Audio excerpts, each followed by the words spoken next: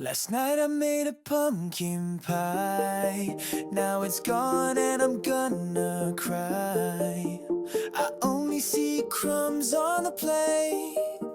It must have been my roommate. Cookies vanish without a trace. My pudding's gone now. I got a case that's wet. I miss my snack pack. You say it wasn't me, but you're guilt to the T.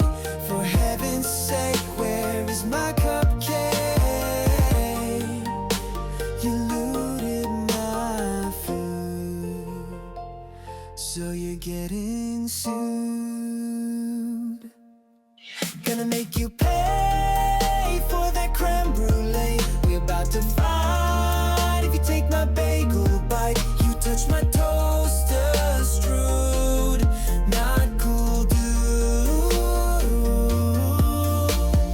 Pop-Tart slime, my heart is bruised. If you check my food, you're getting sued.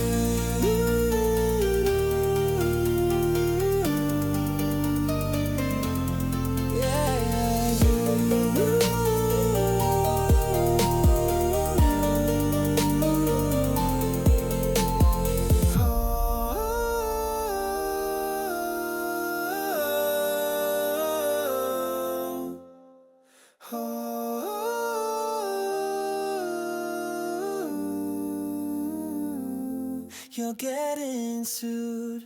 Can you sue your roommate in small claims court for stealing your food? Yes, under a legal theory called conversion, if someone takes your personal property without permission, you are entitled to seek repayment or return of the property, even if the property is a half-eaten burrito.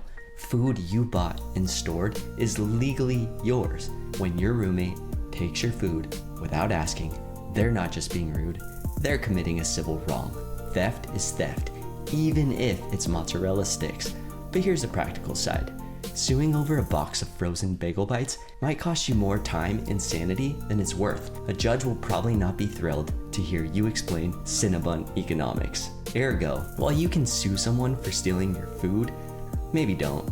Sometimes the smarter move is to set clearer boundaries with the Hamburglar or negotiate a peace treaty over who buys the next round of groceries.